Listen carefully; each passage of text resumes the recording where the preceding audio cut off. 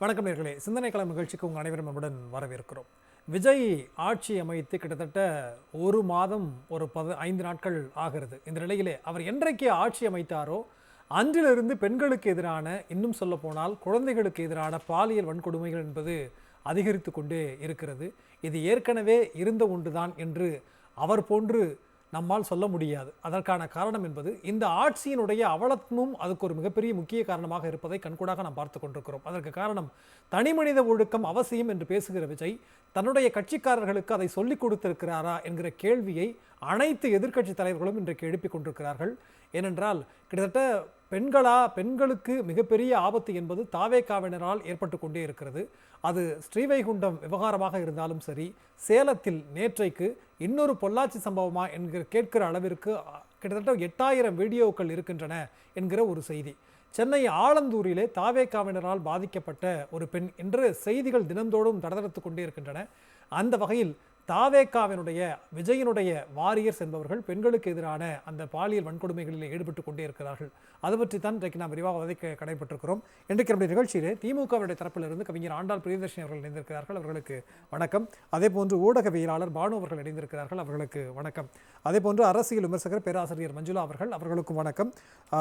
மாதர் சங்கத்தை சார்ந்த மாநில துணைத் தலைவர் வேலண்டினா அவர்களும் இணைய இருக்கிறார்கள். முதல்ல ஆண்டாளோட உங்கள்கிட்ட பெண்களுக்கு எதிரான பாலியல் வன்கொடுமைகள் அப்படின்னா அது எப்போதுமே பேசப்படக்கூடிய ஒன்றாக தான் இருக்கிறது. ஏன்னா சம்பவங்கள் நடந்து கொண்டு தான் இருக்கிறது. ஆனால் தாவேகாவினுடைய ஆட்சிக்கு பிறகு அப்படின்னு பிரித்து பேச வேண்டிய அவசியம் இருக்கா? ஆமாம், தாவேகாவின் ஆட்சிக்கு பிறகு அப்படின்னு விஜய்க்கு முன் விஜய்க்கு பின் அப்படின்னு கூட பிரிக்கலாம், விமு விபி அப்படின்ட்டு. ஏன் அது அவ்வளோ முக்கியத்துவம் பெறுதுன்னா, இவர் தான் நம்முடைய மாண்புமிகு தமிழ்நாட்டு முதல்வர் தான் சொடக்கு போட்டு சொன்னார், நான் பதவியேற்ற உடனே இந்த மாதிரியான குற்றங்கள் எல்லாம் நிறுத்தப்படும், பெண்கள் பாதுகாப்புக்கு நான் அதிக முக்கியத்துவம் கொடுப்பேன் அப்படின்னு. ஆனால் இப்போ நடக்கிற அந்த ஒரு மாதத்துக்குள்ளாகவே கிட்டத்தட்ட 20 கொலைகளுக்கு மேலே 30 பெண்களுக்கான பாலியல் குற்றங்களுக்கு மேலே நடந்திருக்குன்னு பட்டியலே வருது. எது பிரிக்க முடியாதது அப்படின்னு கேட்டால் தாவேகாவும் குற்றங்களும், அதிலும் குறிப்பாக பாலியல் குற்றங்களும் அப்படின்னு சொல்லலாம். சியாமிஸ் ட்வின்ஸ்னு ஒன்று சொல்லுவாங்க, கஞ்சாயின்ட் ட்வின்ஸ், அதாவது ஒட்டி பிறந்த இரட்டை குழந்தைகள்னு சொல்லுவாங்க. 50,000லேருந்து 1,00,000 குழந்தைகளில் ஒரு குழந்தைக்கு அந்த மாதிரி இருக்குமா. அது ஒரு மெடிக்கல் சயின்ஸ் சொல்கிற விஷயம். அந்த மாதிரி நாம் யாரை நினச்சிட்டு இருந்தோம், பிஜேபி தான் ஒட்டி பிறந்த இரட்டை குழந்தை, தவறுகளும் பிஜேபியும் பிரிக்க முடியாது அப்படின்னு. ஆனால் பிஜேபிக்கு வாரிசாக நம்முடைய தமிழ்நாட்டில் தாவேகா வந்திருக்கிறது. அது குற்றங்கள் மனித குலம் இருக்கின்ற கடைசி நாள் வரைக்கும் இருக்கும், அதுவும் நமக்கு புரியுது.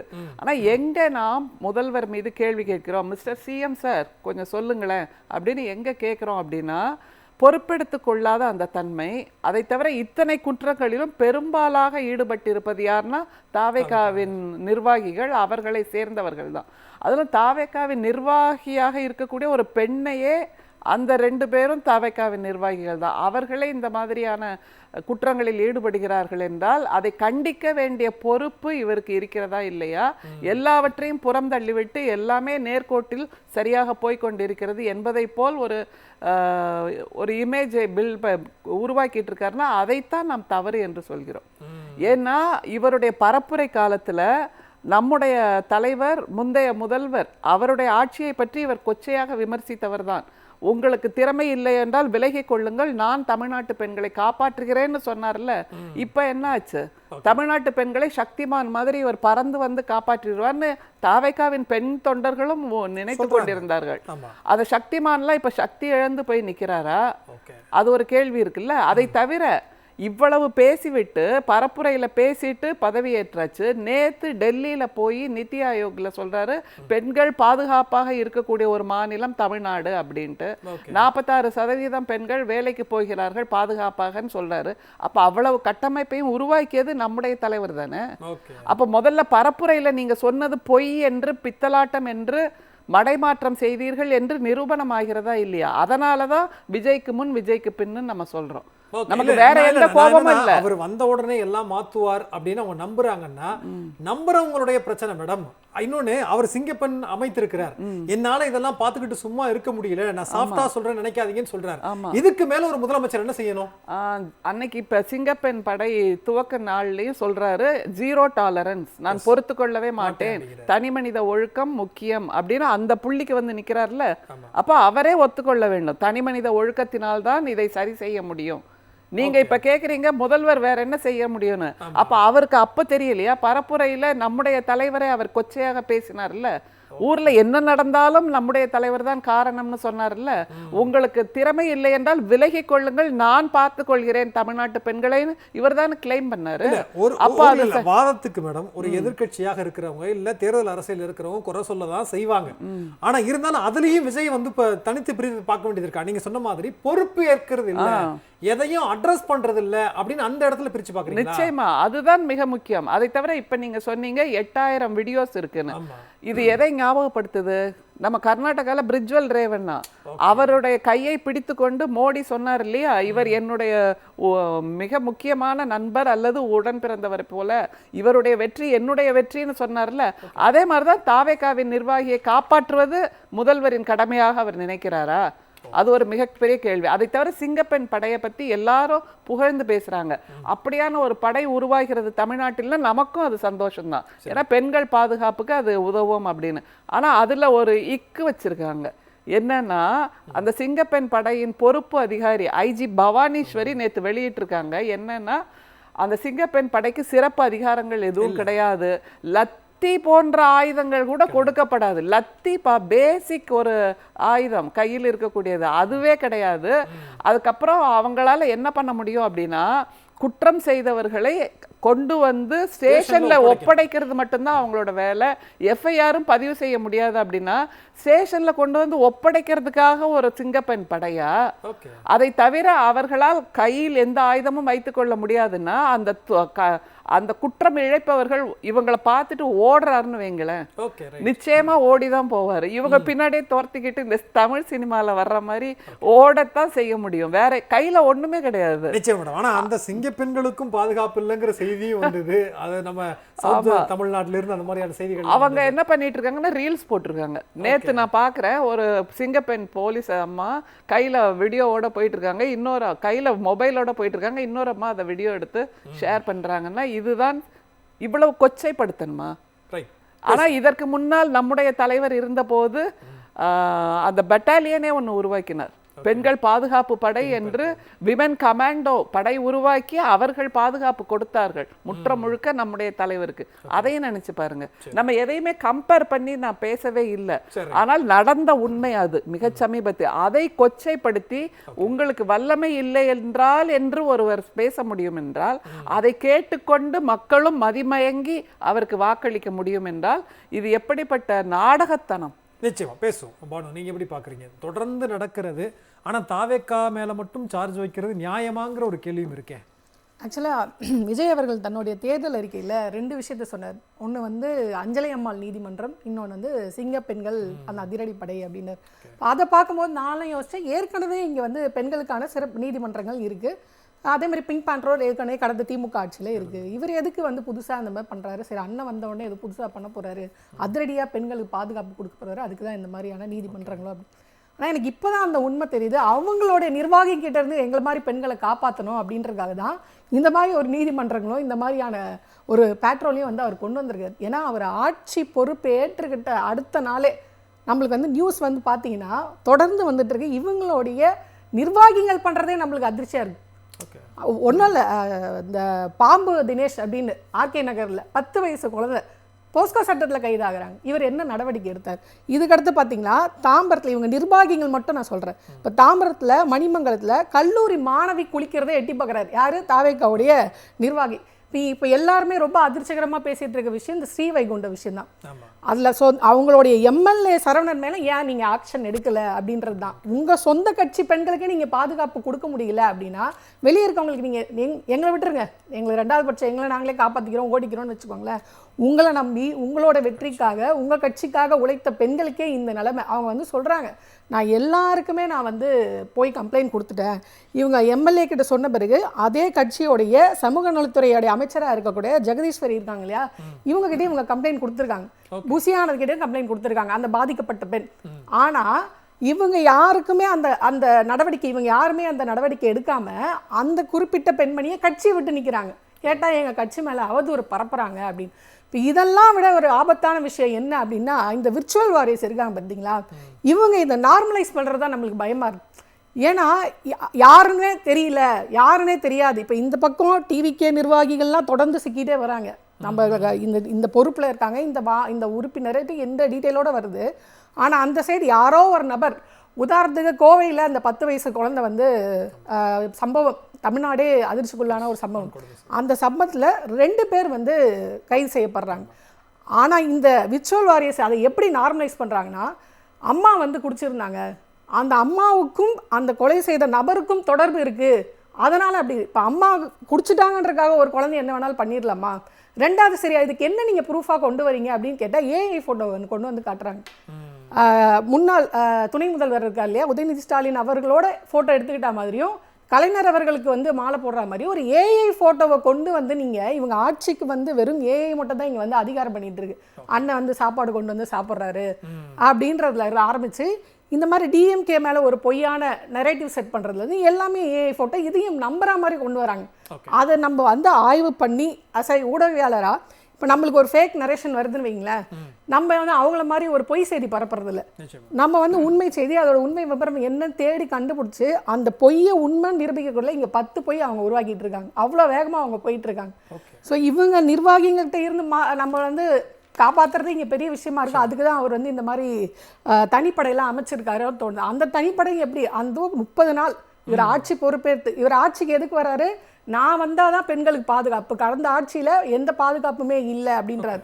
ஆனால் இங்கேருந்து டெல்லியில் போயிட்டு சொல்லிட்டு இருக்காரு, பெண்கள் வந்து கடந்த ஆட்சியில் ஆஹா ஓஹோன்னு வளர்ந்துருக்காங்க, உயர்கல்வியாக இருக்கட்டும், கல்வியாக இருக்கட்டும், தொழில் வளர்ச்சியாக இருக்கட்டும், தொழில் முனைவராக இருக்கட்டும், இது எல்லாத்துலேயுமே தமிழ்நாடு வளர்ச்சியாக இருக்குது அப்படின்ட்டு கடந்த ஆட்சியோடைய சாதனை இவர் ஏதோ இந்த 30 நாள்ல பண்ண மாதிரி பேசிட்டு இருக்காரு. இல்லை, இப்போ நீங்க சொல்ற அந்த சார்ஜ் எல்லாம் சரிதான். அது ஏதோ பாம்பு குமார் இதெல்லாம் சொன்னீங்க, எனக்கு ஒன்று கில்லி படம் ஞாபகம் எல்லாம் வந்துருச்சு. அந்த மாதிரியான பேர்கள்லாம் அவருடைய கேரக்டர்ல வரும். இப்போ என்னன்னா தனிப்பட்ட நபர்கள் ஒரு விஷயம் பண்றாங்கல்ல, அது எப்படி நீங்க ஒரு கட்சியோட சேர்ப்பீங்க? இப்போ திமுக இருக்கிறது, இல்லை அதிமுக இருக்கு, பாஜகவே இருக்குன்னா அதுல பல கோடி தொண்டர்கள் வந்து உறுப்பினர்களாக இருக்கலாம். யாரோ ஒருத்தவங்க செய்யற பொறுப்புக்கு அந்த கட்சியினுடைய தலைவரோ இல்ல அரசாங்கத்தினுடைய முதல்வரோ நீங்க எப்படி தொடர்புபடுத்தி பேசுவீங்க? ஏன்னா இதை ஆரம்பிச்சு வச்சது அவங்க தான், டிவிக்கே தான். அதாவது அண்ணா பல்கலைக்கழகத்தில் ஒரு விஷயம் நடந்தது. அதுக்காக வித்தின் 5 monthsல வந்து தீர்ப்பு வழங்கப்பட்டது. அந்த யார் அந்த சார் அப்படின்னு அவங்க அந்த கேட்டாங்க. இப்போ நான் கேட்குறேன், யார் அந்த மேலிடம், யார் அந்த மேலிடம்? இந்த ஸ்ரீவைகுண்டத்து விஷயத்துல அந்த பொண்ணு வந்து சொல்லுது, இந்த மாதிரி 2 பேர் இந்த மாதிரி பண்ணாங்க, நான் எல்லார்கிட்டையும் நான் சொல்றேன்னா அந்த குறிப்பிட்ட நபர் வந்து சொல்றாரு எல்லாம் மேலிடத்துக்கு தெரிஞ்சுதான் செய்யறோம். அப்போ மேலிடம் யார்? எனக்கு என்ன கொஸ்டின்னா, விஜய் அவர்கள் ரொம்ப தெளிவா என்ன சொன்னார்னா, இந்த கட்சியை பொறுத்தவரை நான் தான் பவர் சென்டர், நான் தான் பவர், நான் தான் சென்டருங்கிற, வேற யாரும் இல்லை. அப்போ மேலிடத்துக்கு தெரிஞ்சுதான் இது நடக்குதுன்னா அந்த மேலிடம் யார்? இதை விட என்னன்னா, பெண்கள் பாதுகாப்பை விட்டுருங்க, இந்த திருப்பரங்குன்ற ஃபைல்ஸ்னு இப்போ ஒரு படம் வந்துச்சு. அதாவது இஸ்லாமியர்களும் இந்துக்களும் இங்கே பாஜக போன்ற இந்து முன்னணி போன்ற அமைப்புகள் வந்து ஒரு பொய்யான செய்தி பரப்பிட்டு இருக்காங்க சமீபமாக, ஒத்துமை இல்லைன்ற. அந்த மாதிரி இல்லை, இங்கே இந்துக்களும் இஸ்லாமியர்களும் அண்ணன் தம்பி மாதிரியாக இருக்காங்க அப்படின்ற ஒரு படம் தான் நானே நேரடியாக போய் பார்த்தேன். ஆனால் அந்த படத்துக்கு 2 இடத்துலையும் இவங்க தடை விதிக்கிறாங்க. ஏன் அப்படின்னு கேட்டால், இல்லை மேலிடத்துலேருந்து உத்தரவு அப்படின்றாங்க. அப்போ ஜனநாயக ரீதியாக குரல் கொடுக்கறத முடக்கிறதும் மேலிடத்துலேருந்து வருது. பெண்களுக்கு பாதுகாப்பு இல்லை அப்படின்னா எல்லாம் மேலிடத்துக்கு தெரியுன்றாங்க. அப்போ அந்த மேலிடம் யார்? அந்த பவர் சென்டர் யார்? விஜய்க்கு அவர்கள் தெரிஞ்சு நடக்குதா, தெரியாமல் நடக்குதா? அந்த பவர் யாரு, சென்டர் யார்? நிச்சயமா நம்ம பேசுவோம், தொடர்ந்து அடுத்த சுற்றுகளில் பேசலாம். மஞ்சுளா மேடம், நீங்க எப்படி பார்க்குறீங்க? அதாவது என்னன்னா, தவறுகள் அப்படிங்கிறது வந்து ஆண்டாள் மேடம் சொன்னது மாதிரி மனிதர்கள் இருக்கும் வரை அது வந்து ஏதோ ஒரு இடத்துல நடந்துக்கிட்டு தான் இருக்குங்கிறது தான். ஆனால் விஜய் பேசின பேச்சுக்களும் அவர் கொடுத்த ப்ராமிஸும் அதிலிருந்து தான் நம்ம அவரை வந்து சீர்தூக்கி பார்க்க வேண்டியது இருக்குன்றாங்க. உங்களுடைய பார்வை? ஒரு மாற்றமான அரசுங்க. என்ன இப்படி பேசுறீங்கன்னு எனக்கு தெரியல. ஒரு மாற்றத்தை கொண்டு வந்திருக்காங்க. இன்னைக்கு அறிவியல் எந்த அளவுக்கு வளர்ந்திருக்கு அப்படின்னா, நம்ம மறுப்பு சொல்றதுக்குள்ள இன்னொரு ஒரு 100 ரீல்ஸும் 100 வீடியோஸ்களும் வெளியில வரக்கூடிய ஒரு அறிவியல் வளர்ச்சி பெற்ற ஒரு காலத்துல நம்ம இருக்கிறோம். நீங்க என்னடான்னா இப்படி அப்படின்னு சொல்லி கேட்டுட்டு இருக்கீங்க. எனக்கு உண்மை புரியல. அதாவது ஒரு அப்பொழுக்கற்ற ஒரு மாற்றத்தை கொடுக்க இங்க ஒரு பெரிய அலை அடிச்சு இந்த ஒரு பெரிய மாற்றம் வந்திருக்கு அப்படின்னு பேசுற ஒரு இடத்துல என்ன ஒரு குற்றச்சாட்டா நீங்க வைக்கிறீங்க அப்படின்றது எனக்கு புரியல. அப்போ உண்மை என்ன அப்படின்னு பார்க்கணும். இன்னைக்கு முதல்வரையே வந்து 2 விதமா சொல்றாங்க. என்னன்னா ஒருத்தர் வந்து முதல்வர் அப்படின்னும் இன்னொருத்தர் வந்து முதல் போட்டவர் அப்படின்னு சொல்றாங்க. இதை எங்க கொண்டு போய் வச்சு அழுவுறதுன்னே எனக்கு தெரியல. முதல்வர் தான் நான் தான் ஒரே ஒரு பவர் சென்டர்னு சொல்றாரு. அப்போ முதல்வரா அல்லது முதல் போட்டவரா அப்படின்னு இன்னைக்கு வந்து மக்களுக்குள்ள ஒரு சந்தேகம் வருது. நான் என்னுடைய சந்தேகமாகவே நான் கேட்கல. இப்ப இந்த சூழல்ல எதற்காக இந்த ஆட்சியை மக்கள் தேர்ந்தெடுத்தாங்க அப்படின்னா ரொம்ப கிளியரா நமக்கு சொல்றாங்க. இதுக்கு முன்னாடி ஊழல் இருந்தது, இதுக்கு முன்னாடி பாலியல் அத்துமீறல் இருந்தது, வன்கொடுமை இருந்தது, இதுக்கு முன்னாடி ஆணவ படுகொலைகள் இருந்தன, இதுக்கு முன்னாடி பல்வேறு சீர்கேடுகள் இருந்தன. சரி, வாஸ்தவம் அந்த மாதிரி இருக்கு அப்படின்னால இப்ப புதிய ஆட்சியை புதிய முதல்வரை கொண்டு வந்து உட்கார வச்சிருக்காங்க. அப்படின்னா அந்த போன ஆட்சிக்கும் இந்த ஆட்சிக்கும் ஒரு பெரிய வித்தியாசம் இருக்கணும். இந்த மாதிரியான குற்றச்சாட்டுகளுக்கெல்லாம் ஓரளவு உடனடியாக மாற்ற முடியல அப்படின்னாலும் ஓரளவு அதற்கான குறைந்த சதவீதம் இருக்கா அப்படின்னு கேட்டா அதுவும் இல்லை அப்படின்றதுதான் ரொம்ப மோசமான ஒரு செய்தி. இப்போ சமீபத்துல கயத்தாறுல நடந்த ஆணவ படுகொலைக்கு என்ன காரணம்? சாதிதான். சாதி மறுத்து இன்னொரு ஒரு மாற்று சாதியில இருக்கக்கூடிய ஒரு பையனை வந்து தன்னுடைய மகள் காதலிக்கிறா அப்படின்றதுக்காக அந்த வீட்டுல இருக்கக்கூடிய அந்த பெண்ணினுடைய அண்ணனும் அம்மாவும் வந்துட்டு அடிச்சு கொண்டு இருக்கிறாங்கன்னா இதையெல்லாம் எங்க போய் சொல்றதுன்னே தெரியல. அப்போ இந்த ஆட்சியில பாதுகாப்பு இருக்கா?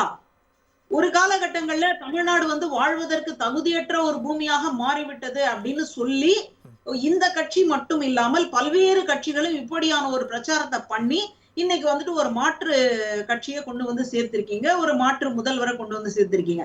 ஆனா இந்த மாற்று முதல்வர் செய்தது என்ன? இப்ப எல்லாரும் வந்து சொல்றாங்க என்னன்னா இப்பதான் புதுசா வந்திருக்காங்க, நீங்க ஏங்க அதுக்குள்ள வந்து இப்படி எல்லாம் குரல் கொடுக்குறீங்க? இது கிட்டத்தட்ட எமர்ஜென்சி வார்டுல இருக்கக்கூடிய பேஷண்ட்டுக்கு நிகரானது. இப்ப எமர்ஜென்சி வார்டுல இருக்கிற நோயாளிகளை அப்பவே உடனடியாக கவனிக்கலன்னா உயிர் போயிடும். அந்த மாதிரி சட்டம் ஒழுங்கு பிரச்சனையை பொறுத்த வரைக்கும் 6 மாசம் நேரம் கொடுக்கலாம், இல்ல 1 வருஷம் நேரம் கொடுக்கலாம் அப்படின்னு சொன்னா மக்களினுடைய உயிருக்கு யாரு கேரண்டி? யார் பாதுகாப்பு கொடுப்பாங்க? ஏன்னா இத சொல்லி வந்தவர்களால இத செய்ய முடியல அப்படின்னா அப்போ இதுக்கு முன்னாடி பேசினது எல்லாமே வெற்று கூச்சல். எலெக்ஷனுக்கு முன்னாடி அவர் பேசினது நீங்க வந்து அதை விமர்சனம் வைக்கிறது அதெல்லாம் சரி. நான் ஆண்டாள் மேடம் கூட கேட்டேன். சிங்கப்பெண் படையில வந்து துறவிக்க வைக்கும் போது அவர் சொல்றார், சாஃப்டா சொல்றேன்னு நினைக்காதீங்க, யாரையும் அவ்வளவு எளிதாலாம் நாங்க வந்து விட்டுற மாட்டோம் அப்படின்னு சொல்றது தன்னுடைய கட்சிக்காரர்களுக்கும் சேர்த்து தானே அவர் சொல்றதா அர்த்தம். நீங்க திரும்ப திரும்ப சொன்னீங்களா அவர் என்ன பண்ணாருன்னு கேள்வி கேட்டா அது எந்த விதத்துல நியாயம்? சரி, இப்ப நீங்க ஒரு வாஸ்தவமான ஒரு கேள்வி வச்சிருக்கீங்க. பதவி எடுத்த அன்னைக்கு இந்த மாதிரியான ஒரு வசனத்தை பேசினதா எனக்கு ஒரு ஞாபகம். என்னன்னா நம்ம ஆட்சிக்கு வந்துட்டோம், அதிகாரத்துக்கு வந்துட்டோம், என்ன வேணாலும் செய்யலாம்னு ஆடணும்னு நினைச்சீங்கன்னா இப்பவே மனசுல இருந்து அழிச்சிடுங்கன்னு சொன்னாரு. சொன்னாரா இல்லையா? சொன்னார். அப்போ சொன்னதுக்கு அப்புறமா கூட இந்த மாதிரி நடக்குதுன்னா இந்த மாதிரி யாரு நீங்க பண்ணல நான் பண்ணலங்க, அந்த கட்சியில இருக்கக்கூடிய பொறுப்பாளர்களும் நிர்வாகிகளும் பண்றாங்கன்னா அப்போ தலைவருடைய பேச்ச தொண்டர்கள் கேட்க மாட்டாங்களா? ரசிகர்கள் கேட்க மாட்டாங்களா? நீ பாட்டுக்கு ஒண்ணு சொல்லு, நாங்க பாட்டுக்கு ஒண்ணு செய்வோம் அப்படின்னு தான் இருப்பாங்களா? அப்போ இதுதான் வந்து ஒரு தலைமை பண்புக்கான அழகா? இல்ல நீங்க தலைமை பண்பு வந்து அழகா பிரிக்கிறீங்க. இப்ப என்னன்னா ஒண்ணு ஒரு தலைவர் சொன்னா தொண்டர்கள் கேட்கணுங்கிறதா, ஆனா எல்லா கட்சியிலையும் தலைவர் சொன்னா எல்லா தொண்டர்களும் கேட்டுருவாங்களாங்கிறது தான். ஆனா கேட்கல அப்படிங்கிற பட்சத்துல ஒரு தலைவர் அடுத்து எப்படி செயல்பட்டிருக்கணும்? இப்போ எல்லா தொண்டர்களுமே வந்து கேட்பாங்களா அப்படின்னு நீங்க கேள்வி வைக்கிறீங்க. அந்த தொண்டர்கள் கேட்க முடியாத அளவுக்கு ஒரு தலைவன் இருக்கிறான் அப்படின்றதே ஒரு பெரிய, நான் அந்த வார்த்தைகளை சொல்ல விரும்பலன்னு வச்சுக்கோங்களேன். அப்போ தலைமைக்கு அடங்கி அந்த தொண்டர்கள் இல்லைன்னா என்ன செய்யணும்? ஒரு நடவடிக்கை எடுக்க வேண்டும். அந்த நடவடிக்கை வந்துட்டு உறுப்பினர்ல இருந்து நீக்கம் செய்யலாம், அல்லது வந்து தகுதி நீக்கம் செய்யலாம், அல்லது பொறுப்புல இருந்து நீக்கம் செய்யலாம், பதவியில இருந்து கீழே இறக்கலாம். இந்த மாதிரி பல்வேறு நடவடிக்கைகள் இருக்கு. ஆனா இந்த கட்சியை பொறுத்த வரைக்கும் ஒரு மிகப்பெரிய மாற்றம் நடந்திருக்கு. என்னன்னா யாரு பாதிப்ப பண்ணானோ அவனை கட்சியில இருந்து தூக்கல, யார் பாதிக்கப்பட்டாங்களோ அவங்கள அந்த பெண்மணிய கட்சியில இருந்து தூக்குறாங்க இல்லையா? இதுதானே மாற்றம். இந்த மாற்றத்தை தான் இந்த தமிழ்நாடு எதிர்பார்த்துச்சா? இதுக்காகத்தான் இப்படி ஒரு அலை அடைச்சுதானே எனக்கு தெரியல. இவ்வளவு ஆதங்கமா இருக்கு, எனக்கு அவ்வளவு பெரிய கொந்தளிப்பா இருக்கு. G20 மாநாடு அப்படின்னு 2023 நினைக்கிறேன் அப்போ நடந்த பொழுது வெளிநாடுகள்ல இருந்து வந்திருக்கக்கூடிய நபர்களுக்கு முன்னாடி டெல்லியில இருக்கக்கூடிய குடிசை பகுதிகளே தெரியக்கூடாதுன்னு சொல்லி பச்சை துணியை வச்சு மறைச்சாங்க. ஒரு அவமானமான ஒரு மாநாடு நம்ம பார்த்தோம் இல்லையா? அந்த மாதிரியான ஒரு செயல்பாடை தான் இன்னைக்கு என்ன பண்றாங்கன்னா, எது நடந்தாலும் என்ன நடந்து போச்சு, என்ன ஒரு கொலை தானே, என்ன இந்த பக்கம் குடிச்சிட்டு வந்தாங்க அவ்வளவுதானே, என்ன பாட்டிலுக்கு 20 ரூபாய் வாங்கினாங்க அவ்வளவுதானே அப்படின்னு சொல்லக்கூடியதுக்கும் குடிசைகள் பகுதிகளை எல்லாம் பச்சை துணியை போட்டு மறைச்சதுக்கும் என்ன வித்தியாசம் இருக்கு? இப்போ மது பாட்டிலுக்கு 10 ரூபாய் வாங்குறாங்க அப்படின்னு பேசி கூட இல்ல, பாடி அத்தனை உயிர்களை காவு வாங்கியவர் இன்னைக்கு 20 ரூபாய் வாங்குறாங்க அப்படின்றத நியாயப்படுத்துறீங்கன்னா அப்போ என்ன நடக்குது? நிச்சயமா உங்களுக்கு கண்டிப்பா நம்ம பேசுவோம். அதாவது இப்ப நீங்க இப்ப ஒரு கம்பேரிசன் வைக்கும் போது சில சம்பவங்கள்லாம் ஞாபகம் வருது.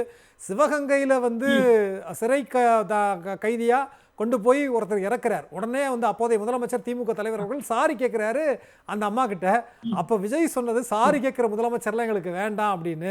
ஆனா இவர் அதை கூட கேட்கல, அந்த பொறுப்பை உணரலைங்கிறத இங்கே வேதனைக்குரிய செய்தியா இருக்கும். தற்போது நம்முடைய அமர்விலே மாதர் சங்கத்தை சார்ந்த வேலண்டினா அவர்களும் இணைந்திருக்கிறார்கள். வேலண்டினா மேடம் வணக்கம். அதாவது தொடர்ந்து ஆட்சி அமைத்ததிலிருந்து தாவேக்கா நிறைய பாலியல் வன்கொடை சம்பவங்கள் நடந்துகிட்டே இருக்கிறது.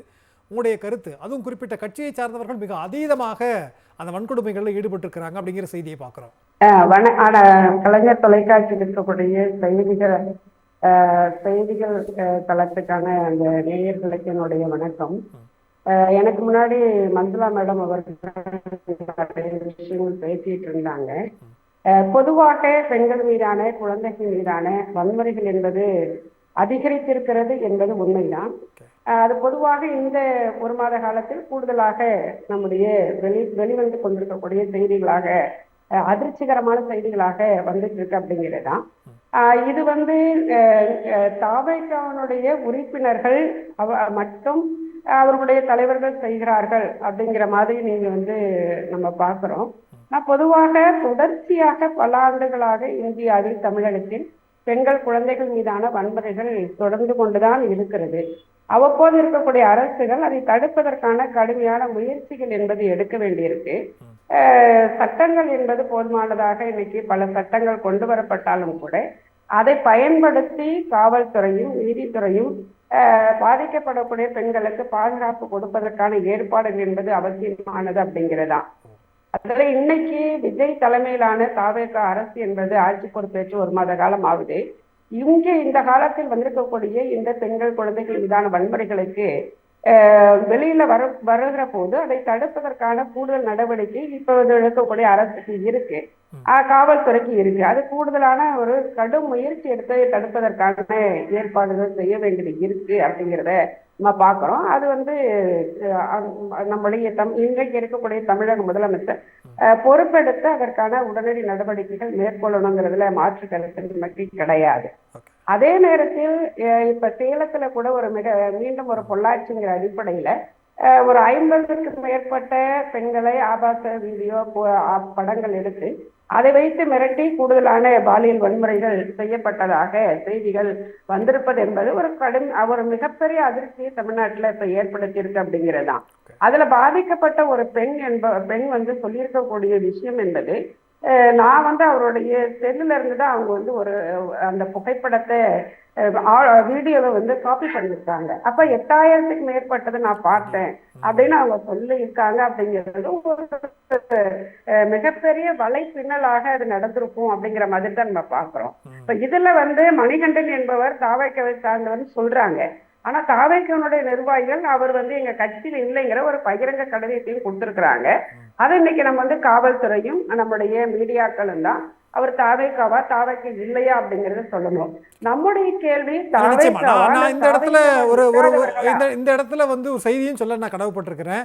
தாவேக்கா இல்ல அப்படின்னு தாவேக்காவோட தரப்புல இருந்து விளக்கம் கொடுக்கப்பட்டிருக்கிறது. ஆனால் அந்த மாவட்டத்தினுடைய அமைச்சரை வாழ்த்தி வைக்கப்பட்ட பேனர்ல அவருடைய புகைப்படமும் இருக்கிறது. அந்த செய்திகளும் வெளியாகி இருக்கிறது. எல்லா இடத்துலையும் சொல்லுவது என்னுடைய கடமை. ஓகே, சொல்லுங்க மேம். சரி. அதாவது தாவேகனுடைய போஸ்டர்ல இடம் பெற்றிருக்கிறார். ஆனா அவர் கட்சி உறுப்பினரா இருக்காருங்கிறது நம்ம ஆய்வு பண்ண வேண்டியது இருக்கு.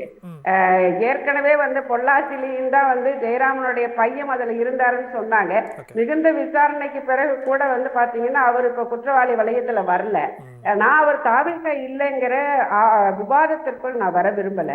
ஆனா இந்த காலத்தில் அதிகரித்திருக்கிற போது கட்டுப்படுத்துவதற்கான ஆகப்பெரிய பொறுப்பு விஜய் அவர்கள் தலைமையிலான அரசுக்கு இருக்குங்கிறதுல எந்த மாற்று கருத்தும் கிடையாது. இல்ல நிச்சயமா இங்க நம்ம விவாத பொருளா எது ஆகுது அப்படின்னா, காலங்காலமா நடக்கிறது அப்படின்னா ஆமா நடக்கிறது, ஒரு சமூக மாற்றம் வேணும், விஜய் உண்மையிலேயே சொல்வது மாதிரி தனி மனித ஒழுக்கமும் அவசியம் என்பதில் மாற்று கருத்தே கிடையாது. ஆனா அவர் முன்பாக பேசின பேச்சு இப்ப அவர் இதுக்கு பொறுப்பை எடுத்துக்கிறாரா, இல்ல அதை அட்ரஸ் பண்றாரா, பத்திரிகையாளர் சந்திச்சு சொல்றாரா, சிங்கப்பெண் படையில துவக்க விழாவில் மட்டும் பேசுனது போதுமாங்கிறது தான் இங்க மிகப்பெரிய கேள்விக்குறியாக இருக்கிறது. அப்ப தாவேகாவினர் எப்படி கேட்பாங்கிற கேள்விக்குள்ள போக வேண்டியது இருக்கு, வேற ஒண்ணும் இல்லை. அதாவது தாவேகாவில் இருக்கக்கூடிய உறுப்பினர்கள் அல்லது உறுப்பினர்கள் அல்லாதவர்கள் கூட அதுல ஏராளமானவர்கள் இருக்காங்க அவங்களுக்கு பின்னாடி அப்படிங்கிறதா. அதாவது ஒரு நடிகர் அல்லது விஜய் அவர் மீது இருக்கக்கூடிய பற்றுதல்ல அவர் முகத்துல இன்னைக்கு ஒரு நடிகர் மயமாக்கப்பட்ட ஒரு சிந்தனை என்பது அதிகமா இருந்ததுனால எல்லாரும் தாவேகான்னு சொல்ற ஒரு ஏற்பாடு இருக்கு. அதனால அவங்க முறைப்படி ஒரு பல ஆண்டுகளுக்கு முன்னால கட்சி துவங்கி அவர்களுடைய பக்குவப்படுத்தி உறுப்பினராக்கி அவர்களோட அரசியல் புரிதலோட வந்திருக்கக்கூடியவர்கள் ஒரு பெரும்பகுதியானவர்கள் இல்லைங்கிறது தான் யதார்த்தமான உண்மை. அப்ப அவர் அவருடைய கட்சி அப்படிங்கறதெல்லாம் சரிப்படுத்துவதற்கான ஒரு கால அவகாசம் கண்டிப்பாக தேவைப்படும் நான் நினைக்கிறேன். ஆனா குற்றவாளி தாவேகாவா அல்லது எந்த கட்சியா அப்படிங்கிறதுக்கு பதிலாக குற்றவாளியை இன்றைக்கு மணிகண்டன் எந்த கட்சியா இருந்தாலும் அது தாவேகாவா இருக்கட்டும், தாவேகா இல்லைன்னா கூட இருக்கட்டும், அவர் மீது கடுமையான நடவடிக்கை எடுக்கணுங்கிற விஷயத்தை தான் நம்ம இப்ப முன்வைக்க வேண்டியது இருக்கு. மீண்டும் ஒரு பொள்ளாச்சியோ அல்லது இன்னும் கொண்ட மோசமான விளைவுகளை தமிழ்நாட்டுல ஏற்படுத்த கூடாது அப்படிங்கிற ஒரு கவலையோட எல்லாரும் சேர்ந்து பார்க்கணும். தமிழ்நாட்டில் இருக்கிற மாற்று கருத்தே இல்ல. நீங்க சொல்றது கண்டிப்பா நீங்க சொல்றத மறுக்கல, ரொம்ப யதார்த்தமான ஒரு கருத்து. அப்போ நம்ம என்ன கிரவுண்ட்ல என்ன புரிந்து கொள்ள வேண்டியது இருக்குன்னா, யார் ஆட்சிக்கு வந்தாலும் மாயமந்திரம் போட்டு ஒரே நாள்ல நிப்பாட்ட முடியாது. யார் ஆட்சி நடந்தாலும் அவங்க ஆட்சியில அவங்களாலதான் இது நடக்குது அப்படின்னு சொல்லிவிட முடியாதுன்னு வாலண்டினா மேடம் சொல்றாங்க. நான் புரிஞ்சுக்கலாமா? இல்ல யார் ஆட்சியில் இருந்தாலும் இப்ப ஏற்கனவே பெண்கள் மீதான வன்முறைகள் இல்லைன்னு ஒண்ணும் சொல்லிட முடியாது இல்ல, அதுவும் இருக்குல்ல. நீங்க தொலைக்காட்சியில் இருக்கிறீங்க, தொடர்ச்சியாக பல விஷயங்களை சந்தித்திருக்கக்கூடிய விஷயம்தான். நான் சார்ந்திருக்கக்கூடிய அனைத்து இந்திய ஜனநாயக அரசுங்க தொடர்ச்சியாக பல்வேறு எந்த பெண்கள் குழந்தைகள் மீதான வன்முறைனாலும் அதை எதிர்த்து கண்டன குரல் எழுப்புகிற ஒரு அமைப்பு இன்னைக்கு கூட எங்களுடைய மாநில குழு கூட்டம் நான் கரூர்ல நடக்குது. இதுல ஒரு தீர்மானத்தை வெளியிட்டிருக்கோம் சேலம் சம்பந்தமாக. உடனடியாக சொந்த கட்சியில் இருந்தாலும் அவர் மீது கடுமையான நடவடிக்கை எடுக்கணுங்கிற ஒரு வரியை நாங்கள் பேசிருக்கிறோம். இரண்டாவது முழுமையான விசாரணை வேணும். அவருக்கு பின்னாடி இன்னும் சில பேர் இருப்பாங்க, அவர்களையும் இன்னைக்கு இருப்பதற்கான கண்டிப்பான வாய்ப்பு இருக்கு. ஆகவே அதையும் நீங்க கண்டுபிடிக்கணுங்கிற மாதிரியான ஒரு நீதி கிடைக்கணும், பெண்களுக்கு பாதுகாப்பு வேணும் ஒரு தீர்மானத்தை ஒரு அரை மணி நேரத்துக்கு முன்னாடி எங்களுடைய மாநில குழுல ஒருமனதாக இயற்றி இருக்கிறோம். அதனால அவர் தாவேகாவாக இருந்தாலும் கூட பாரபட்சம் என்பது காட்டணும்னு சொல்லல. ஆனா அரசு வேறு, அதிகாரம் வேறு. காவல்துறை என்பது எந்த அரசு வந்தாலும் கூட இது அதிகார அரசு. நம்முடைய காவல்துறைக்கு முழு அதிகாரம் இருக்கிறது கட்டுப்படுத்துவதற்கு. ஏன் காவல்துறை இன்னும் கூடுதலான விழிப்போட செயல்படலைங்கிற கேள்வி நம்ம கேட்கணும்ல. நிச்சயம் மேடம், நம்ம பேசுவோம், அடுத்த சுற்றுகளில் பேசலாம். ஆண்டாள் மேடம், இப்போ மேம் வைக்கிறது வாலண்டினா மேம் சொல்றது யதார்த்தமான கருத்தை அவங்க முன்வைக்கிறாங்க. இப்போ நான் அதில் ஒன்று என்ன புரிஞ்சுக்க வேண்டியது இருக்குன்னா, சில பேர் சொல்றாங்கல்ல விஜய் இப்போ தான் வந்திருக்கிறேன் ஒரு 6 மாதம் டைம் கொடுங்கன்னு. மேடம் கூட ஒரு வகையில் அரசியல் கட்சியினரை அரசியல்மயப்படுத்துவதற்கு கூட ஒரு கால அவகாசம் தேவை அப்படிங்கிற ஒரு பார்வை அவங்க வைக்கிறாங்க. அப்படின்னா முதல்வர் ஒன்று சொல்லியிருக்கணும், இந்த மாதிரி சூளுரைத்த போது அல்லது நான் எல்லா வல்லமையும் மிக்கவன், நான் வந்தால் எல்லாவற்றையும் சொடக்கு போட்டு நிறுத்திடுவேன்னு சொல்லும்போது அந்த தாவேகா தொண்டர்கள் அல்லது ரசிகர்கள்ட்ட கொஞ்சம் 6 மாதத்துக்கு எல்லாரும் வாயை மூடிட்டு கையை காலை கட்டிட்டு சும்மா இருங்கப்பா, இந்த மாதிரி சீண்டல் எல்லாம் ஈடுபடாதீங்க அப்படின்னு ஒரு அட்வைஸ் கொடுத்துருக்க வேண்டியது. குறைந்தபட்சம் ஒரு அறிக்கை இல்ல ஒரு ட்வீட். ஆமா ஆமா, ஏன்னா அவர் எல்லா அரசையே நடத்தி கொண்டிருப்பது இன்ஸ்டால தான், ரீல்ஸ்ல தான். ஸோ அந்த மாதிரி வீடியோ போடுறதும் நிறைய பண்றாருல. அப்போ ஒரு 6 மாத காலத்துக்கு நம்முடைய அரசின் மீது எந்த குற்றமும் வராத மாதிரி, எந்த அவச்சொல்லும் வராத மாதிரி கொஞ்சம் அமைதியா இருங்கன்னு ஒரு வார்த்தை சொல்லலாமே. எனக்கு இவங்க பேசினதை கேட்டதுக்கப்புறம் ஒன்று தோணுது, நாம் யாரையுமே அனாவசியமாக குற்றம் சாட்டவில்லை, தாவேகா என்கின்ற கட்சியையும் சொல்லவில்லை. ஒரு இயல்பாக எடுத்துக்கோங்களேன். ஒரு ஆண் இந்த மாதிரியான ஒரு தவறை செய்கிறாருங்கும் போது வரக்கூடிய அந்த பதைபதைப்பு இருக்குல்ல, அதை நீங்க கவனிங்கன்னு தான் நம்ம முதல்வருக்கு சொல்றோம். நம்ம தாவேக்கா என்பதை குற்றம் சாட்ட வேண்டும். அவர்கள் மேடம் இல்ல, நான் ஞாபகப்படுத்த விரும்புறேன், சிங்கப்பெண் அந்த விழாவில் பேசும்போது மனசு பதபதைக்குதுன்னாரு மேடம். இல்ல பதபதைப்பு இல்லைன்னு நீங்க சொல்றீங்களே. இல்ல பதைபதைக்கு தான். அவர் நடிப்பில் தேர்ந்தவர் அப்படிங்கறதுனால எல்லாத்தையும் சேர்த்து சொல்வார். மசாலா சேர்த்து, எல்லா நடிப்பு சேர்த்து, கொஞ்சம் ஆக்ஷன் சேர்த்து எல்லாம் சொல்லுவார். நடுவில் டயலாக் மறந்துச்சுன்னா பேப்பர் எடுத்து பார்க்குறது எல்லாத்தையுமே பண்ணுவார். நம்ம எதையுமே தவறாக சொல்லலை. அம்மையார் சொன்ன மாதிரி இதை நாம் தாவேக்கா மீது மட்டுமே குற்றம் சொல்லவில்லை. இந்த மாதிரி பிரச்சனை தமிழ்நாட்டில் அதிகமாக நடக்கிறது. ஒரு மாசத்துக்குள்ள இவ்வளோ நடக்குதுன்னா நீங்க எங்கேயோ ஒரு அந்த தூண்டிலையோ அல்லது அந்த கயிறு இருக்குல்ல, அதை லூசா விட்டுட்டீங்கன்னு தான் நாங்க சொல்றோம். காவல்துறையினர் கண்காணிக்க தவறுகிறார்களா அல்லது முதல்வரின் பொறுப்பில் இருக்கக்கூடிய காவல்துறை இன்னமும் அதிகமாக கட்டுப்பாட்டோடு இயங்க வேண்டுமா, இன்னமும் விரைவாக நடவடிக்கை எடுக்க வேண்டுமாங்கிறதா நம்மளோட கேள்வியை தவிர நாம் எந்த கட்சியையும் அனாவசியமாக குற்றம் சொல்லவில்லை. அதை தவிர இன்னொரு கேள்வியும் இருக்கு. 10/1/2025 சட்டமன்றத்தில் நம்முடைய தலைவர், அன்றைய முதல்வர் சிறப்பு சட்டத்தை நிறைவேற்றினார். அந்த பிஎன்எஸ்ன்னு சொல்லுவோம்ல, பாரதிய நியாய் சங்கீதா, அதை விடவும் வலிமையான தண்டனையை இந்த மாதிரி பாலியல் குற்றங்களை செய்தவர்களுக்கு கொடுப்பதற்கும் அபராதம் விதிப்பதற்கும் அவர் சிறப்பு சட்டம் உருவாக்கினார். அது தவிர விரைவு நீதிமன்றம் 7 மாவட்டங்களில் உருவாக்கி அதையும் நிறைவேற்றினார். அப்புறம் இன்னொன்று முக்கியமானது, முன்கூட்டியே விடுதலை அப்படிங்கிறது இந்த பாலியல் குற்றங்கள் செய்தவர்களுக்கு கிடையாதுங்கிற ஒரு சிறப்பு திருத்தத்தையும் செய்தார்ல. அவ்வளவு தூரம் இன்றைய முதல்வர் என்ன செய்திருக்காரு? இவர்களுக்காக குரல் கொடுத்திருக்கிறாரா? இந்த மாதிரி செய்யாதீங்கன்னு சொல்றாரா? சரி, அவர்தான் குரல் கொடுக்கவில்லை. தமிழ்நாட்டு மக்களுக்காக எப்போதும் அக்கறையாக பேசிக்கொண்டிருக்கின்ற விசிக தலைவர், அன்பான சகோதரர் தொல் திருமாவளவன் என்ன சொல்லி இருக்கிறார்? நம்முடைய கம்யூனிஸ்ட் தலைவர்கள் என்ன சொல்லி இருக்கிறார்கள்? IMLU இருந்து என்ன சொல்லியிருக்காங்க? காங்கிரஸ் விழுந்தடிச்சிட்டு ஓடினாங்கல்ல 2 அமைச்சர் பொறுப்புகள். அதாவது தனிப்பட்ட முறையில நேரடியா அவர்களே சொல்லியிருக்கிறார்களாங்கிறது கேள்விக்குறி. ஆனா செய்தியாளர்கள் கேட்கிற போது உரிய நடவடிக்கை எடுக்கணும் அப்படின்னு ஒரு வார்த்தை சொல்றாங்க. அவ்வளவுதானா? உரிய நடவடிக்கை எடுக்கணுங்கிறது எல்லாருக்குமே தெரியும். அதற்கு நீங்கள் ஒரு கட்சியின் தலைவராக தமிழ்நாட்டு மக்கள் மீது எங்களுக்கு அக்கறை இருக்கிறது என்று சொல்லக்கூடிய வீராவேசம் பேசுகின்றவர்களாக இல்லையே நீங்க. அப்போ எல்லாவற்றையும் அந்த சோஃபா சமன் செய்து விட்டதாங்கிறதான தமிழ்நாட்டு மக்கள் உங்களை கேள்வி எல்லாவற்றையும் தமிழ்நாட்டு மக்கள் பார்த்து கொண்டிருக்கிறார்கள்ப்பா.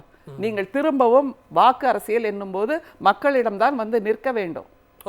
எல்லாவற்றையும் சரி செய்யணும் அப்படின்ற அந்த மயிலிறகு வார்த்தையெல்லாம் நிவர்த்தி செய்யாதுங்கிறத முதல்ல நம்ம அதுல இன்னொரு ஆங்கிள் பார்க்க வேண்டியது. என்ன வேணாலும் நடக்கட்டும், நீங்க என்ன வேணாலும் சார்ஜ் பண்ணுங்க. ஆனா விஜய் வாரியர்ஸ், அவர் வெர்ச்சுவல் வாரியர்ஸ் சொன்னார், நான் விஜய் வாரியர்ஸ்னே சொல்றேன், அவர்கள் இதெல்லாம் அட்மிட் பண்ணிக்கவே இல்லை. எங்க அண்ணன் என்ன பண்ணுவார் அப்படிங்கிற புள்ளியோட நிக்கிறாங்க இல்லையா? அப்ப இது எந்த அளவுக்கு அவர் சப்போர்ட் பண்றாங்கிறதையும் தாண்டி சமூகத்தை இன்னும் அது எந்த அளவுக்கு சீரழிக்குங்கிற ஒரு அச்சப்பார்வை வைக்க வேண்டியது இருக்கா? நிச்சயமா இந்த மாதிரி பிசிக்கலாக நடக்கின்ற இந்த வன்முறை என்பதை தாண்டி ஊடகத்தில் அந்த சோஷியல் மீடியான்னு சொல்லுவோம்ல, அதுல எவ்வளவு மோசமாக இவர்கள் இயங்கி கொண்டிருக்கிறார்கள். பெண்களை எவ்வளவு கொச்சைப்படுத்த முடியுமோ அது மாதிரி செய்கிறாங்க. கேரக்டர் அசாசினேஷன் பண்ண முடியுமோ அவ்வளவு செய்கிறார்கள். மொழியில் இவ்வளவு மோசமான வார்த்தைகள் இருக்கிறதா என்பதை அவர்கள் பிரயோகப்படுத்துகிறார்கள். பாதிக்கு பாதி ஃபேக் ஐடிங்கிறதும் நமக்கு நல்லா தெரியுது. அப்படி என்றால் இதை இந்த மாதிரி போக்சோ சட்டத்தில் தண்டிப்பதை தாண்டி அந்த மீடியா இதன் மூலமாக சோஷியல் மீடியா மூலமாக இவர்கள் மோசமாக நடந்து கொள்கிறார்னா அதற்கும் மிக அதிகமான தண்டனையை பெற வேண்டும். அதற்கு நம்முடைய திராவிட முன்னேற்ற கழகத்தின் அந்த அது லீகல் செல் அவர்கள் மிகச்சிறப்பாக இப்போது செயலாற்றி கொண்டிருக்கிறார்கள். யாரெல்லாம் இந்த மாதிரியான தவறான பதிவுகளை போடுகிறார்களோ அவர்களுக்கு பர்சனலா அந்த நபர் மீது வழக்கு தொடுத்து செய்து கொண்டிருக்கிறார்களா, இதுதான் சரியான நடவடிக்கை. பேசுவோம் பானு. அதை ஏற்கனவே நீங்க கூட ஆரம்பிச்சீங்க, இந்த நார்மலைஸ் பண்றது இருக்கு இல்லையா, அது ரொம்ப மோசமான இன்னும் வந்து சிக்கலை ஏற்படுத்துமாங்கிறதா. ஒன்று அவர் வந்து அட்ரஸ் பண்ணிக்க மாட்டுறாரு, இல்லை பொறுப்புணர்ந்து குறைந்தபட்சம் ரீல்ஸில் கூட வேண்டுகோள் விடுக்க மாட்டுறாரு அப்படின்னா, ஆனால் மற்ற தாவேகாவினர் இல்லை, தாவேகாவினர் இல்லை, விஜயை சப்போர்ட் பண்ணுறவங்களாம் இருக்கிறாங்க, இதில் என்ன இருக்குது, அவரை ஏன் குறை சொல்கிறீங்க, இதெல்லாம் நடக்கலையா அப்படின்னு மற்றவர்கள் பேசுறது சமூகத்திற்கு எவ்வளவு பெரிய பேரிழிவை இன்னும் ஏற்படுத்தும். அது இன்னும் மோசமான இடத்துக்கு நம்மளை கொண்டு போய் நிறுத்துறோம். இது ஆரம்ப புள்ளி எங்க அப்படின்னா விஜய் அவர்கள் தான். என் மேல பழி போடுறீங்க அப்படின்னு அவர் ஆரம்பிச்சு வச்சார் பார்த்தீங்களா. இப்போ அது முன்னாடி முதல்வர் ஆகிறதுக்கு முன்னாடி கூட சரி ஏதோ சொல்றாரு அப்படின்லாம். ஆனா இப்போ முதல்வர் ஆன பிறகும் என் மேல பழி போடுறீங்கன்னு ஒரு விஷயத்துக்கு அவர் சொல்லும்போது இப்போ நார்மலைஸ் இதை பார்த்து தான் அவங்க கத்துக்கிறாங்க. பழியை தூக்கி யார் இருக்காங்களோ அவங்க மேல போடு அப்படின்ற மாதிரி தான். இப்போ உதாரணத்துக்கு நான் இதை வந்து சொல்றேன். இப்போது இந்த போஸ்கோ சட்டத்தில் ஃபஸ்ட்டு அந்த 10 வயசு குழந்தை இதுவானாங்க இல்லையா, இவங்க ஆட்சிக்கு வந்த உடனே முதல்ல அந்த பாம்பு அங்கே என்ன பண்ணுறாங்கன்னா தாவேக்காவுடைய செய்தி தொடர்பாளர் வந்து ஃபெலிக்ஸ் இருக்கார். அவர் அந்த பாம்பு தினேஷோடைய மனைவியை கூப்பிட்டு உட்கார வச்சு பேட்டி எடுக்கிறார். டிஎம்கே ஆளுங்க தான் பண்ணாங்களாமா அப்படின்னு அவங்க வாயாலே வாங்குறது. அவங்கள என்ன சொல்கிறாங்கன்னா ராயபுரத்தில் எபினேசர் இருக்கார் இல்லையா, இவர் தான் என் வீட்டுக்காருக்கு வந்து ஒரு அவப்பேர் உண்டு பண்ணுன்றதுக்காக இந்த மாதிரியான வேலைகளில் ஈடுபட்டிருக்காங்க அப்படின்னு ஒரு பொய் நரேஷனை செட் பண்ணுறாங்க. இப்போ ரீசெண்டாக இந்த ஸ்ரீவைகுண்ட பிரச்சனையில் கூட அந்த அரெஸ்ட் ஆனதில் அந்த ஒரு நபருடைய மனைவியை வந்து பேசுனாங்க. பாதிக்கப்பட்ட 2 பெண்ணில் ஒரு பெண்ணும் இந்த அரசு செய்யப்பட்ட அந்த குற்றவாளியோடைய மனைவியும் வந்து பேசுகிறாங்க. என் வீட்டுக்காரர் ஒன்றுமே பண்ணலை, அது பாதிக்கப்பட்ட பெண் கேட்குறப்ப கூல்ட்ரிங்க்ஸ் வாங்கி கொடுத்தாங்களாமே அப்படின்னோடனே ஒரு நிமிஷம் அந்த மாதிரி சைலண்ட் ஆகுறாங்க. இல்லை கூல்ட்ரிங்க்ஸ் தான் வாங்கி கொடுத்தாரு, வேற ஒன்றுமே பண்ணலை அப்படின்னு. அப்போ என்னன்னா நார்மலைஸ் பண்ணுறது ஒன்றுமே இல்லை. இது விஜய் திரிஷா விஷயத்துல ஆரம்பிச்சிட்டாங்க. நம்மளாம் பதறோம், என்னடா சங்கீதாக்கு இது மாதிரி அநியாயம் நடக்குது. இத்தனை வருஷம் அவங்களோட சொந்த வாழ்க்கையை இவருக்காக தானே, அவங்க குடும்பம் நடத்துறதுக்காக தானே பண்ணாங்க. அவங்களும் லண்டனில் படிச்சுட்டு வந்தவங்க தானே, இவங்களுக்காக குடும்பத்தை பார்க்க தானே அவங்க போனாங்கன்னு நம்ம பதறோம். ஆனால் விஜய் அவர்களுடைய ரசிகர்களும் டிவிக்கு சப்போர்ட்டர்ஸரும் இதில் என்ன இருக்குது, எம்ஜிஆர் ஜெயலலிதா வச்சு கண்டினியூ பண்ணார், எங்கள் அண்ணன் விஜய் வச்சு கண்டினியூ பண்ணுறாங்கன்னா அதை நார்மலாக ஒரு சாதாரண விடய மாதிரி அதை கடந்து போக செய்கிறாங்க. ஒவ்வொரு விஷயத்தையும் நீங்கள் இந்த மாதிரி கடந்து போகிறது இருக்குது பார்த்தீங்களா. இதை வந்து நாளைக்கு இப்போ உதாரணத்துக்கு இப்போ ஒரு நியூஸ் வந்திருக்கு, கேந்திர வித்யாலயா மாதிரி ஸ்கூல்லலாம் 6th 9th நீங்கள் சமஸ்கிருதத்தை கட்டாயமாக படிக்கணும் அப்படின்னு சொல்லி ஒரு நியூஸ் இப்போ வந்ததுன்னா நம்மளுக்கு அதிர்ச்சியாக இருக்குது.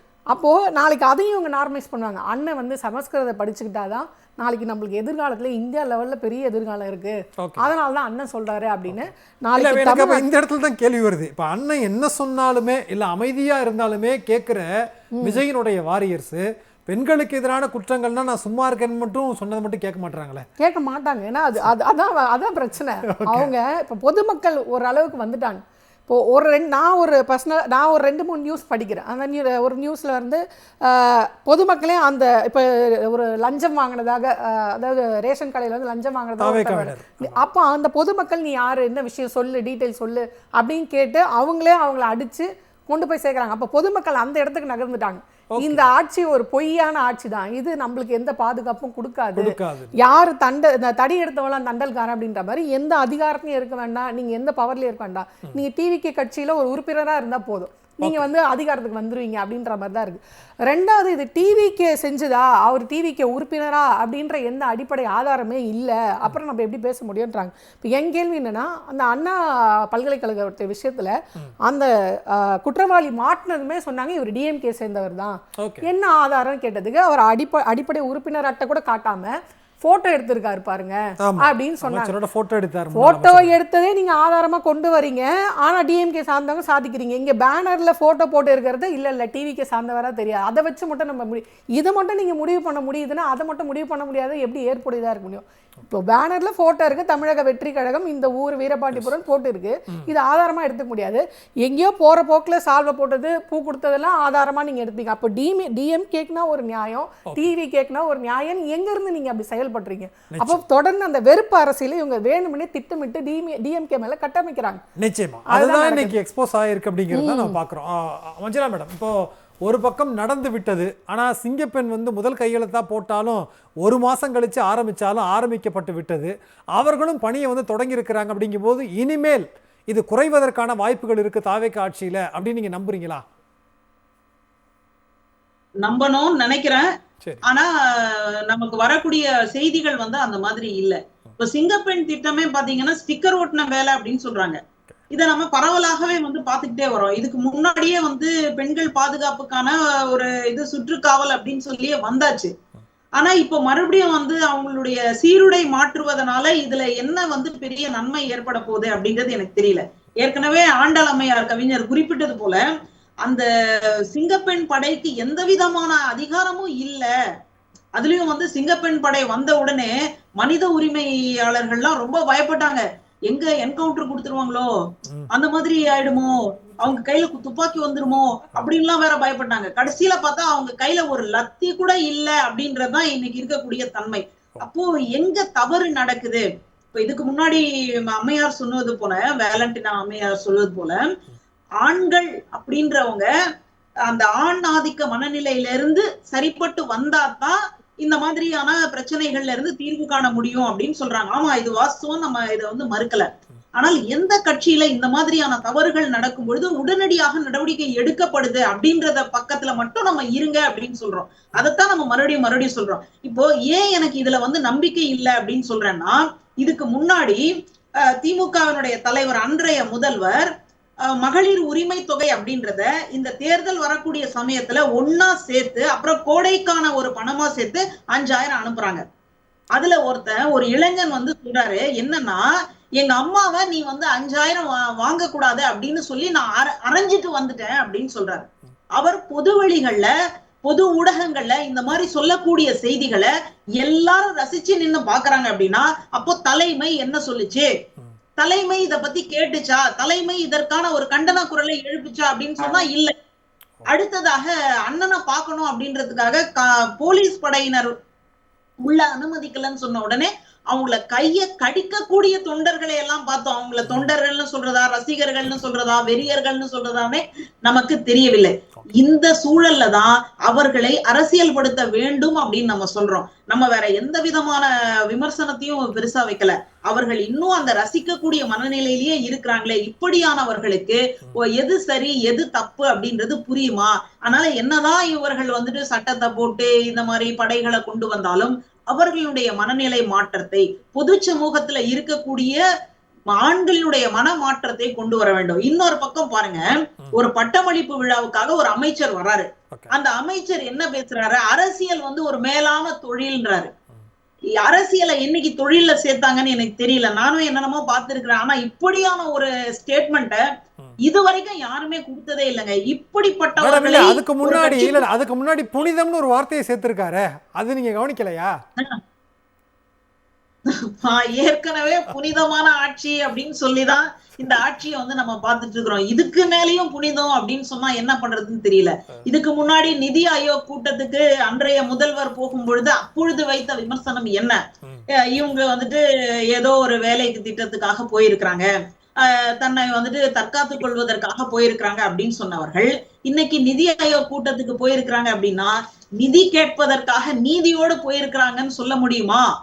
இதுதான் இன்னைக்கு வந்து வைக்கக்கூடிய கேள்வியா இருக்கு. இப்போ எல்லாமே பாசிங் த பால் மாதிரி திருப்பி திருப்பி திருப்பி திருப்பி விட்டு இன்னைக்கு ஆட்சி எந்த நிலையில இருக்கு அப்படின்ற ஒரு கேள்வி இன்னைக்கு நம்ம எல்லாரையும் ஒரு பதட்டம் அடைய வச்சிருக்கு. இன்னும் நாளை பின்ன வந்துட்டு கல்லூரி திறக்க போகுதுங்க. இந்த நாள் வரைக்கும் நம்ம லீவ்ல இருந்துட்டோம். இப்போ கல்லூரி திறந்ததுக்கு அப்புறமா அங்க மாணவர்களை எப்படி சந்திக்கிறது, எப்படி எதிர்கொள்றதுன்னே தெரியல. இது ஒரு பெரிய அச்சமா வந்து இன்னைக்கு வந்துட்டு இருக்கு. இன்னைக்கு கழுத்துல ஒரு துண்டு, அடுத்தது வந்து தன்னுடைய இது வண்டியில வந்து ஒரு கொடிய வச்சிருந்தா காவல்துறையில கூட ஒண்ணுமே கேள்வியே கேட்க முடியாது போல இருக்கு. ஏன்னா இன்னைக்கு மது அருந்து விட்டு வாகனத்தை ஓட்டி எத்தனை பேரை வந்து இடிச்சிருக்கிறாங்க அப்படின்றத இப்போ நம்ம நியூஸ்ல பாக்குறோம். ஒரு மூதாட்டி மின் தடையால 6 மணி நேரம் மின் தடை, அதனால அவங்க இறந்து போயிட்டாங்க. ஏன்னா அவங்க வெண்டிலேட்டர் வச்சுதான் சுவாசிச்சுட்டு இருந்தாங்க. மின் தடை ஏற்பட்டதுனால அவங்களுக்கு அதற்கும் வழி இல்லாம அவங்க இறந்துட்டாங்க அப்படின்னு சொல்லி நம்ம பாக்குறோம். ஒரு பக்கம் போராட்டம், இன்னொரு பக்கம் மாநில உரிமைகளை மீட்டெடுக்கணும் அப்படின்னு சொல்லி கூட்டணியில இருக்கக்கூடிய கட்சிகளே வலியுறுத்தக்கூடிய இடத்துல இன்னைக்கு இருக்கு. நிச்சயமா இங்க நடக்கக்கூடிய கொடுமைகள் அப்படிங்கிறது வட மாநிலங்கள்ல தான் நம்ம வந்து பார்த்திருக்கிறோம். வெண்டிலேட்டர் இல்லாம வந்து இறந்து போயிட்டாங்கிறதெல்லாம். பட் அந்த செய்தியெல்லாம் இன்றைக்கு தமிழ்நாட்டில் நடப்பது என்பது வேதனைக்குரிய ஒரு விஷயம் தான். நிறைவான பரவ எடுத்துக்கிறேன், நேரம் இல்லை. வேலண்டினா மேடம், ரொம்ப சுருக்கமா, இப்போ அகில இந்திய ஜனநாயக மாதர் சங்கம் அடுத்த போராட்டங்கள்லாம் அறிவித்திருக்கிறீங்களோ? சுருக்கமா ப்ளீஸ். கண்டிப்பா இன்னைக்கு எங்களுடைய மாநில குழு 2 நாள் கரூர்ல நடந்துட்டு இருக்கு. தொடர்ச்சியாக மேடம் பேசின மாதிரி நீங்க பாத்தீங்கன்னா எல்லாரும் வாய் மூடிட்டுலாம் இல்ல. பொதுவா ஜனநாயக மாதத்துங்க பெண்கள் குழந்தைகள் மீதான வன்முறைக்கு எதிராக 2019 தமிழ்நாடு தழுவிய அளவுல சென்னை நோக்கி 10 நாள் நடைபயணத்தை நடத்தினவங்க நாங்க. அதே போல இன்னைக்கு பாத்தீங்கன்னா திருவண்ணாமலையில 4 வயது குழந்தை பாலியல் வன்முறை, அதே போல திருமங்கலத்துல 13 வயது குழந்தை பாலியல் வன்முறை, 4 பேர் வந்து சிறுவர்கள் போக்சோ ஆக்ட்ல வந்து கைது. அதே போல இன்னைக்கு கிருஷ்ணகிரியில 18 வயது குழந்தை பாலியல் வன்முறைக்கு உள்ளாக்கப்பட்டிருக்கிறது. பெண் காவலருக்கு சிவகங்கையில பாலியல் வன்முறை, இப்படி நிறைய விஷயங்கள் அதிர்ச்சிக்குரியாக விஷயங்களாக வந்துகிட்டே இருக்கு. அப்படிங்கறத கவலைப்படக்கூடிய முதல் பெண்கள் அமைப்பு ஜனநாயக மாதர் சங்கம் தான் தமிழ்நாட்டுல. நாங்க என்ன யோசிச்சிருக்கோம் சொன்னா, வரக்கூடிய 23ஆம் தேதி அது விஜய்க்கு ஆதரவா நான் பேசினதா நீங்க எடுத்துக்க வேண்டியதில்லை. திராவிட முன்னேற்ற கழக அரசு இருந்த போதும் பெண்களுக்கான பாதுகாப்பு நடவடிக்கைகள் ஏராளமாக மேற்கொண்டாங்கிறதுல எங்களுக்கு மாற்று கருத்து இல்லை. ஆனா பல நடவடிக்கைகள் இறுக்கி பிடித்த பிறகும் கூட பெண்கள் மீதான வன்முறைகள் நடக்கதான் செஞ்சுது. இன்னைக்கு வந்திருக்கக்கூடிய அரசு கராரான நடவடிக்கை எடுக்கணும் அப்படிங்கறதுதான் ஜனநாயக மாதர் சங்கம் ஒரு மாத காலமாக இருந்தாலும் கூட ஒரு மகப்பெரிய பல்லாயிரக்கணக்கான பெண்கள் கலந்து கொள்ளக்கூடிய கண்டன பேரணியை மதுரை, திருப்பூர், சென்னையில வச்சிருக்கிறோம். தமிழ்நாட்டில் இருக்கிற அத்தனை மாவட்டங்களையும் பகுதி வாரியா திரட்டுறதுக்கான ஏற்பாடுகள் பண்ணிட்டு இருக்கோம். ஆனா நமக்கு இருக்கக்கூடிய கவலை என்ன அப்படின்னு சொன்னா, தாவேகாவினுடைய உறுப்பினர்களா அல்லது மற்றவங்களாங்கிற முன்னாடி நான் சொன்னது மாதிரி தமிழ்நாட்டில் பெண்கள் குழந்தைகள் மீதான வன்முறையை தடுப்பதற்கான கடும் நடவடிக்கை என்பது ஒற்றுமையாக எல்லோரும் இருந்து செய்ய வேண்டிய மாற்று கருத்தே இல்ல மேம். இல்ல அது மாற்று கருத்தே இல்ல. எல்லாருடைய நோக்கமும் அதுதான், பெண்களும் குழந்தைகளும் பாதுகாப்பாக உணரணும், அவங்களுக்கு எந்த பிரச்சனையும் இருக்கக்கூடாதுங்கிறதா எல்லாருடைய அடிப்படை கேள்வி. என்னன்னா, முதலமைச்சர் அட்ரஸ் பண்ணல அப்படிங்கிற அந்த ஒற்றை புள்ளியில் தான் நம்ம இருக்கிறோம். பட் உங்களுடைய போராட்டத்தினுடைய அந்த வடிவம் தலையிடணும். நிச்சயமா அந்த போராட்டமும் அவர் பேச வைக்குமா? குறிப்பாக அவங்களுடைய கட்சி தொண்டர்களாக இருந்தால் கராரான நடவடிக்கை உடனடியாக எடுக்கணும் அப்படிங்கறத இன்னைக்கு இருக்கிற முக்கியமான பிரச்சனை. கண்டிப்பா சண்முகம் அவர்களும் அந்த அறிக்கை அதுதான் கொஞ்ச நேரத்துக்கு முன்னாடி கொடுத்திருக்கிறார். குறைந்தபட்சம் இந்த கட்சியில இருந்து நீக்கப்பட வேண்டும். விசிகாவோட சேர்ந்து கம்யூனிஸ்ட் கட்சியை கம்பேர் பண்ணக்கூடாது. கம்யூனிஸ்ட் கட்சி உடனுக்குடன் அதை தடுக்கணுங்கிற நடவடிக்கை தீர்மானங்களை கொடுத்துட்டு தான் இருக்கும். சரி மேடம், மகிழ்ச்சி. தொடர்ந்து நீங்க களமாடுங்க. நம்ம மீண்டும் இந்த தலைப்பை வச்சு தாவேகாவோட பேசணும்னு யாருக்கு விருப்பமே இல்லை. இப்படியான ஒரு சம்பவம் நடக்கக்கூடாது அப்படிங்கிறதான். ஆனா முதலமைச்சர் இனிமேலாவது வாய் திறந்து பேசுவாரா அப்படிங்கிறத பொறுத்திருந்து பார்க்கலாம். பங்கு கொண்ட விருந்தினர்கள் இருக்கும். மிக்க நன்றி. மீண்டும் ஒரு நிகழ்ச்சியில் சந்திக்கலாம். நன்றி, வணக்கம்.